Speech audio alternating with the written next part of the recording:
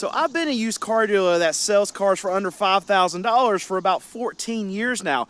And over that time period, I've gotten a lot wrong and it has cost me a lot of money. And there are three major things that people tell me all the time that I'm getting wrong in this car market and with my car business. And in this video, I'm gonna talk about all three of them. The number one thing is, Brandon, why don't you expand your business? If you open up a car dealership that sold cars that are $5,000 and under around where I am, well, you would absolutely kill it. The number two thing is, Brandon, why don't you finance these cars? A lot of people don't have $3,000, $4,000 just sitting in their bank account. If you could take monthly payments, you would absolutely destroy. Why don't you just become a buy here, pay here dealer, and then you can make money on the cars and you can make money on the interest that people have to pay you. And the number three, and probably the biggest one that I get of any other comments, is, Brandon, why don't you advertise your business on YouTube? Why don't you tell people where you are? And here's the thing, throughout this whole video, I'm going to go through all of these things that people tell me I'm doing wrong, and I'll explain to you why I do the things that I do.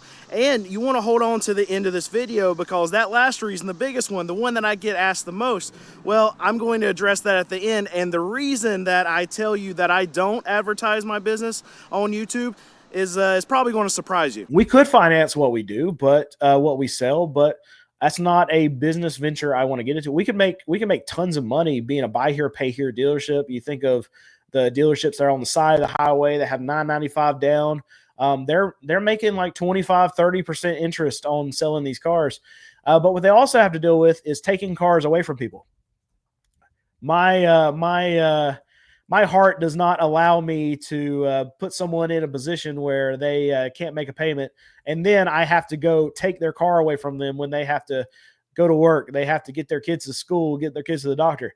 I mean, if somebody would call me and say, Brandon, I got sick, I lost my job, I can't make my payment, I'd be like, you know what, just keep the car. So it would be this horrible non-profit organization that we would be running. Yep. And that's outside of our family that we're already running a terrible nonprofit organization. So there's nonprofit organizations everywhere. And then I would have to tell you where my car dealership is, because I would need you to come buy more cars from me. Well, I can tell you right now, a decent, straight up, no BS, under 5K car dealer in Canada is about to become gold. Maybe look at expanding instead of new business. We did that. Not in Canada, but we did. Yeah, we didn't go to Canada. Yeah. We did open up a second car dealership, and we couldn't service both of them, so it didn't stay open very long. But the thing about being in Canada, my business model doesn't work anywhere probably north of Virginia, because if there's rust involved with the used cars that I have to buy, $5,000 cars don't exist. So I'm in like the perfect area of the country to be able to have this, because the cars that I buy, I can buy a car that's 20 years old and has 200,000 miles on it and crawl under it, and the frame looks brand new. We don't have any salt on our roads around here. We don't get hardly any ice, any snow. We're not near a coast, so we don't deal with any rust. So in Canada, in the Northeast, around anywhere that's mountainous, around anywhere that's near the coast, like cars that I sell don't exist. So I have to be in the right place to be able to have this specific business model. Like I'm saying, in Canada, we cannot expand to there. It's not just that. We had a second lot one city away, and it was not twice as hard as running one. We thought that it would be, not double the work, because we already have one running. It was more than double the work. It was much, much, much harder. In addition to that, to be able to put enough vehicles on two lots, you had to increase your buying, and which meant that we had to buy things we were not going to be buying. And so it means traveling further for auctions, and you're adding in layers that you just don't really think about. So it's not so simple to just expand. It sounds reasonable, but we did it, and it didn't work. And right now we have 7 people total on our team. And when we had 2 dealerships open at one time, we had either 13 or 14 total on our team.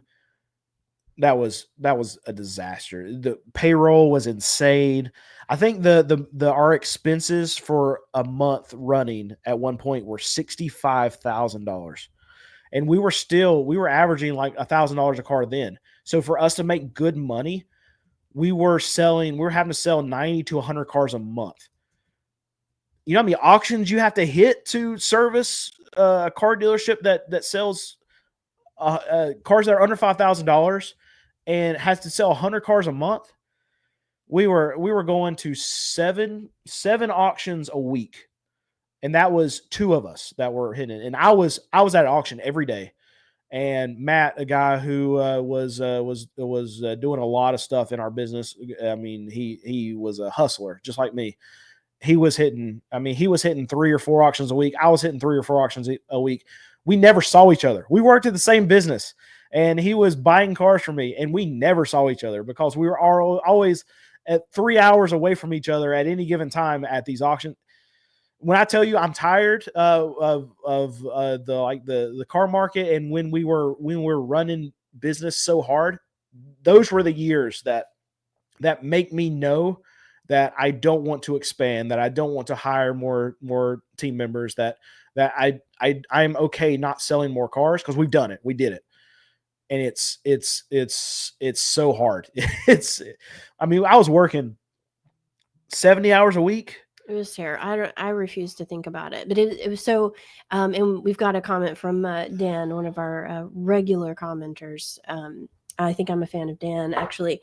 Can I get on the payroll but not be on the team? We have had employees that fit this definition before, and it was right around this time in our history, I won't name any names, that there might have been a couple that just didn't last very long. And it was really difficult. The bigger you get, the more things can happen without any sort of oversight. And we're not micromanagers, but the more someone has that ability, it can just start happening. And man, we had some people really surprise us with how little they could get done in a week. Yeah, and just all the stress that comes with all the people that you have to hire for that. Look at me. I'm 25 years old. And look how old I look right now. And one thing that I've actually known that I've gotten wrong here by putting the videos on YouTube is not asking you to subscribe to this channel. So please help me out and hit that subscribe button if you like this kind of content. Where is your dealership located? All right, so we get this question a lot. I get this email to me. It depends on what kind of videos I put out, but if I put a video where I'm walking around my actual dealership, then overnight I'll get probably 30 emails, depending on how well the video does. If the video is a banger and it does great, then it could be 50 emails that I get overnight. Where's your dealership? I don't see it listed in your description. How can I find you? Can you ship me a car? Is there a way for me to come buy a car from you? Do you take money orders? Do you take food stamps? These are the kind of things that I get, not the food stamps. You get what I'm saying. But we don't give out our dealership location on any of our channels. We have 5 if you're counting along with the amount of channels that we're actually putting out onto the internet. But we don't give our dealership information out on any of them. And when you email me asking, I'm so sorry, but I don't, if I feel like if I give it out to one person, then I need to give it out to everyone. Now you can find my dealership. It's out there. You can look for it and you can find it, but I'm not trying to be in the business of being on YouTube and trying to peddle my used cars. Because I feel like my job here on YouTube is to be able to give you advice, show you what's going on in the car market, and give you kind of a behind the scenes look.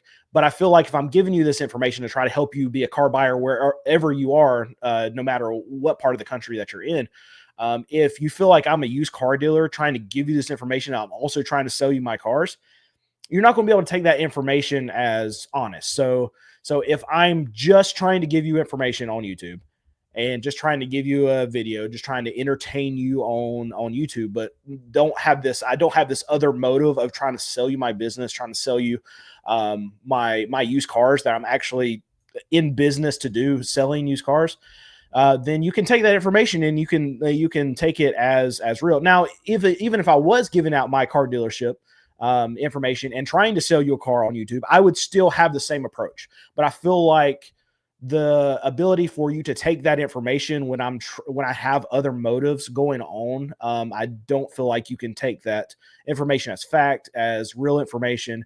I mean, I come on to YouTube and say, don't buy a car, and don't buy a car from me.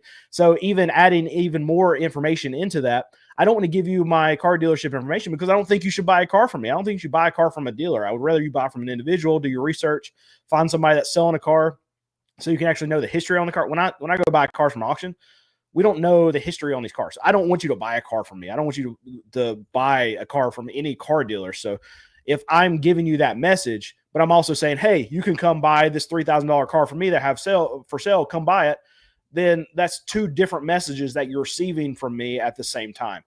So this is why I don't give out my dealership info, and why we probably never will. I will give you a scenario if we ever get into a situation where it's like, what's the phrase, like ripcord, pull, emergency mode kind of thing at our dealership. I never give sports references, but it's a Hail Mary pass. Yeah, it's a Hail Mary kind of thing. If our business actually suffers so much that we're losing tens of thousands of dollars every single month for months and months in a row, and I feel like my payroll is in danger, like my team is in danger of, if we don't do this certain thing to sell more cars, then we're going to have to close the business, then that's a scenario where I could see us giving out our dealership info, just because we will. If I would give it out, we would sell cars. Just the amount of emails I get every single night trying to buy a car from us, we would sell a lot more cars. But that's not what I'm trying to do. We don't need to sell more cars than what we're selling right now. We're slow, so I would like to sell more cars, but I know eventually it'll pick up, and this what is it? This too will pass. The storm will clear, and I feel like we will get busier later on. But if you really want to know where my dealership is and you can't figure it out on your own, then root for me to fail, and then at some point maybe we'll release our dealership. But I have no plans on actually giving out our dealership and where it's at. And I think I just froze. Did I froze? Nope. Did I froze? Did I freeze? I did not freeze. Not that I can tell. Okay. So yeah, that's where we are as far as the dealership giving it out or whatever. And that's how we've been for the last 3 years since I've been on YouTube. And we will continue that way as long as our business continues to survive.